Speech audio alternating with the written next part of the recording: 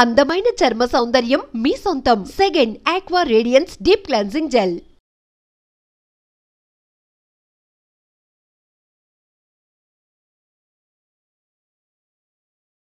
I dream ప్రేక్షకులకు నమస్కారం అండి. నా పేరు ఆంజనేయరాజు. నేను ట్రెడిషనల్ హీలర్ని. ఈరోజు మన ప్రేక్షకులకి క్యాన్సర్ గురించి మంచి విషయాలు తెలియజేద్దామని ఈ ప్రోగ్రాం ఇస్తున్నామండి. క్యాన్సర్ ఎవరైనా చనిపోయారు అని మనకు తెలిస్తే, మన బంధువుల్లో కానీ స్నేహితులు కానీ ఎవరైనా 90% అబోవ్ 2 కారణాలు ఉంటున్నాయండి. ఒక 30% హార్ట్ అటాక్, 60% పైన క్యాన్సర్. అనేక రకాలైన క్యాన్సర్లు.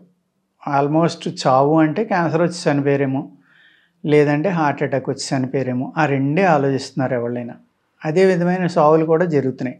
హార్ట్ అటాక్ అనేది అదృష్టం అండి. మనం ఎవరి చేత చేయించుకోక్కర్లేదు, ఏమీ చేయక్కర్లేదు, చాలా హ్యాపీగా వెళ్ళిపోతాం మినిట్స్లోని. కానీ ఈ క్యాన్సర్ అనేది చాలా ఇబ్బంది పెడుతుందండి. మన ఆర్థికంగా నలిగిపోతారు.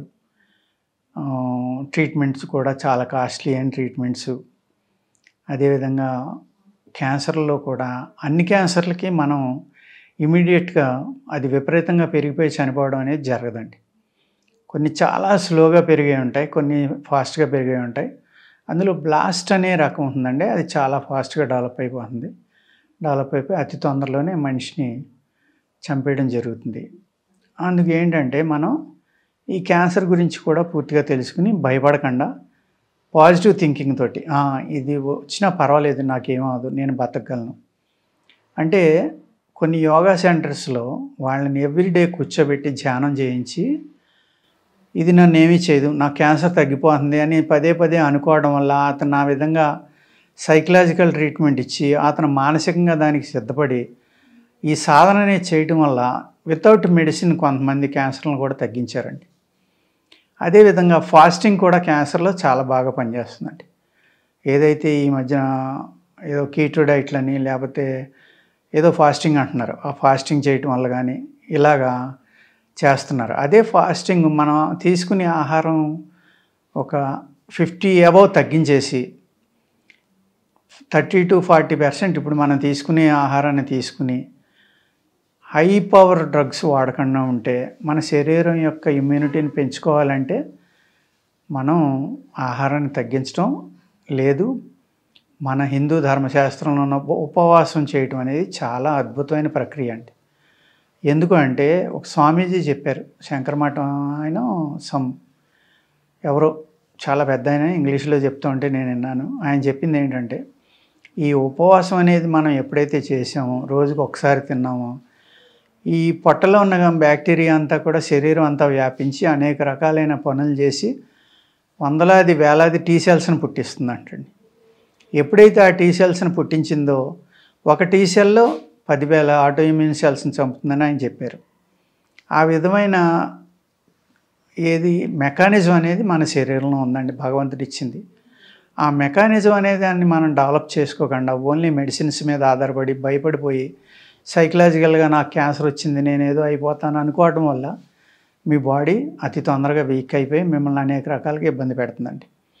కాన్ఫిడెన్స్ అనేది నాకేం చేయదు, నన్ను ఏం చేస్తుంది, ఏమీ చేయదు, అదే తగ్గిపోతుంది, మందులు ఉన్నాయి కదా వాడుకుందాం, కెమో ఉంది కదా వాడుకుందాం, లేదా ఆపరేషన్ ఉంది చేయించుకుందాం, ఇలా ఈ విధమైన ఆలోచించతోటి పాజిటివ్గా ఆలోచిస్తా ఇది కూడా ఆటో ఇమ్యూన్ ప్రాబ్లమే కాబట్టి బలమైన ఆహారాన్ని తీసుకుంటా మంచి వాతావరణం నుండి ఎక్కువ ఆక్సిజన్ తీసుకునే వాతావరణానికి వెళ్ళడం వల్ల కూడా మన శరీరంలో అనేక రుగ్మతల నుంచి కాపాడుకోవచ్చండి.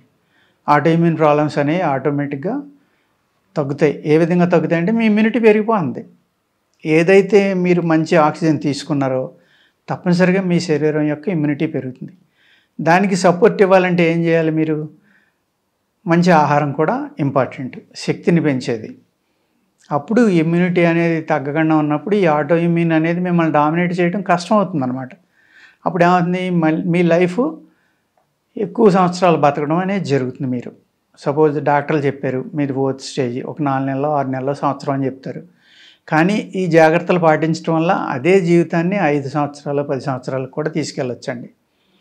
ఆ విధంగా మెడిసిన్స్ కూడా అనేక రకాలైన మెడిసిన్స్ ఉన్నాయండి. ఈ ఆటో ఇమ్యూన్ ప్రాబ్లమ్ని తగ్గించడానికి కానివ్వండి, అదర్వైజ్ ఏదైతే వైరస్ ఉందో ఆ వైరస్ని ఆపడానికి, దాన్ని చంపడానికి అనేక రకాలైన మందులు ఉన్నాయండి. మేము కొన్ని కేసులు రివర్స్ కూడా చేయగలిగాం. అంటే 90% వరకు తగ్గించగలిగాం క్యాన్సర్ని. అలా అని అందరికీ తగ్గిస్తామని కాదండి. అయితే క్యాన్సర్ రావడం వల్ల పెయిన్స్ కానీ, ఆహారం తినలేకపోవడం కానీ, కొన్ని కేసులు వచ్చినాయండి. గొంతులో ప్రాబ్లం ఉంది, మాకు గొంతు క్యాన్సర్ వచ్చింది, గుట్టక పట్టలేదని. వాళ్ళకు కూడా మేము 2-3 రకాల మందులు ఇచ్చి సెకండ్ డేనే వాళ్ళ చేత శుభ్రంగా ఆహారం తినిపించగలిగాం. వాళ్ళకి కావాల్సినవి తాగారు. వాళ్ళు ఎంత ఆనందపడ్డారంటే, తినకుండా చనిపోతామేమో అని భయపడ్డాం డాక్టర్ గారు, ఇప్పుడు చచ్చిపోయారు పర్వాలేదు, శుభ్రంగా తింటా చనిపోతాం అన్నారు వాళ్ళు. నాకు కళ్ళంట నీళ్ళు వచ్చినాయి వాళ్ళ మాటలిని. అదేవిధంగా చిన్నపిల్లలు కూడా వస్తారు, 18, 14 ఏళ్ళు, 15 ఏళ్ళు ఇలా కూడా. వాళ్ళని చూస్తే మనకి చాలా బాధ కలుగుతుందనమాట. ఈ వయసులో ఈ వ్యాధి రావటం ఏంటి అనేది.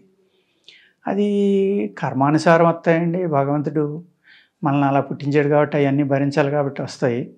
కానీ మేము మ్యాక్సిమం చేసేది ఏంటంటే, ఏదైతే క్యాన్సర్ వల్ల సైడ్ ఎఫెక్ట్స్ అంటే ఆహారం తీసుకోలేకపోవటం కానీ, లేదా ఆ బాధ భరించలేక చాలా ఇబ్బంది పడతారు కొందరు ముదిరిపోయిన తర్వాత.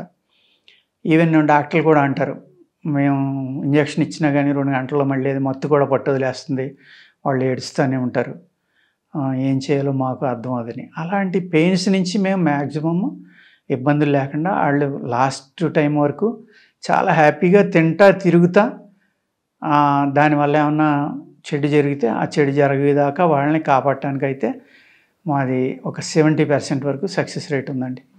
వాళ్ళు అంటారు, చాలా హ్యాపీగా ఉన్నాను డాక్టర్ గారు, బ్రహ్మాండంగా తింటున్నామని. ఎప్పుడైతే వాళ్ళు హ్యాపీగా ఉండి తింటున్నారో ఆటోమేటిక్గా వాళ్ళ సైకలాజికల్గా పాజిటివ్ థింకింగ్ అనేది పెరుగుతుంది. ఇంకా నాకేం భయం లేదు, నేను చావను, నేను బతికేశాను, నేను దీని నుంచి బయటపడతాను అనేది. ఆ సైకలాజికల్గా వాళ్ళకి పాజిటివ్ థింకింగ్ అనేది చాలా అద్భుతంగా పనిచేస్తుందండి మానవ శరీరం మీద. వాళ్ళకి రెసిస్టెన్స్ పవర్ ఆటోమేటిక్గా పెరుగుతుంది. ఏదైతే మేము చెప్పామో నియమాలు, ఆహార నియమాలు కానీ, మందు ఎలా వేసుకోవాలని చెప్పామో, ఆ టైం టు టైం కనుక మీరు తప్పనిసరిగా ప్రయత్నించి ఇంకా అదే పని మీద ఉండాలి. తప్పదు కదా, రెండో మార్గం లేదు. ఆ విధంగా కనుక మెడిసిన్స్ అయ్యి వాడి ఆహార నియమాలు పాటిస్తాం, మేము తిన్న ఆహారం తీసుకుంటే తప్పనిసరిగా కొన్ని కేసులు రివర్స్ అవుతాయండి. అదేవిధంగా మీ యొక్క జీవితం యొక్క లెంగ్త్ని పెంచుకోవడానికి, అంటే ఒక 6 నెలల, సంవత్సరం అనేది 3 ఏళ్ళు, 5 ఏళ్ళు, 10 ఏళ్ళు కూడా బతకడానికి అవకాశం ఉందండి.